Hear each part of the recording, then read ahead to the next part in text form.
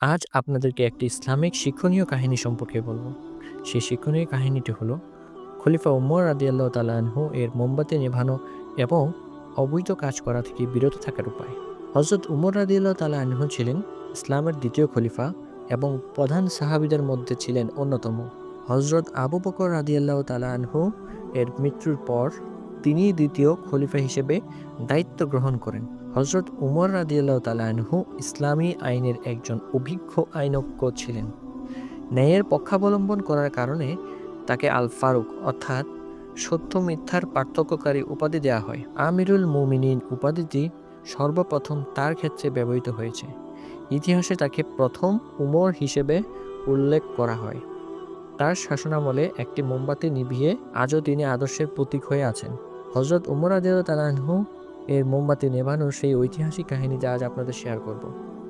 একদিন মোমের আলোয় কাজ করছিলেন খলিফা হযরত উমর রাদিয়াল্লাহু তাআলা আনহু। এমন সময় সেখানে আসলেন তার দুই আত্মীয়। খলিফা তাড়াতাড়ি ফু দিয়ে মোমবাতিটি নিভিয়ে দিলেন। অন্য আরেকটি মোমবাতি ধরিয়ে অতিথিদের বসতে দিয়ে তাদের খোঁজ খবর নিতে লাগলেন।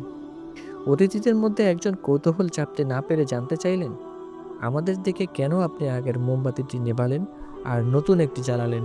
খলিফা জবাব দিলেন, আগের মোমবাতি ছিল রাষ্ট্রীয় সম্পত্তি। তোমরা যেহেতু আমার আত্মীয়, তাই তোমাদের সাথে আমার ব্যক্তিগত অনেক আলাপ হবে। আমার নিজের কাজের জন্য জনগণের আমানত দিয়ে আমি কিছু করতে পারি না। তাহলে আল্লাহর দরবারে আমাকে জবাবদিহি করতে হবে। তাই নিজের টাকায় কেনা মোমবাতিটি তোমাদের দেখে জ্বালালাম। এই জবাবে আত্মীয়রা হতভম্ব হয়ে গেল। তারা এসেছিলেন আত্মীয়তার খাতিরে বিশেষ কোনো সুবিধা পাওয়া যায় কিনা সেই অনুরোধ করতে। কিন্তু সামান্য মোমবাতি নিয়ে খলিফার এত বিবেচনা ও সতর্কতা দেখে নিজেদের প্রস্তাব জানাতে তারা আর সাহসী করল না। আরেকবার খলিফার কাছে এক লোক অবৈধ সুবিধা চাইতে এসেছিল। খলিফার সামনে রাখা কিছু কাঠে তখন আগুন জ্বলছিল। খলিফা বললেন, ঠিক আছে, তুমি এই আগুনের ভিতর তোমার হাত কিছু সময়ের জন্য রাখো। তারপর তোমার অনুরোধ আমি বিবেচনা করব।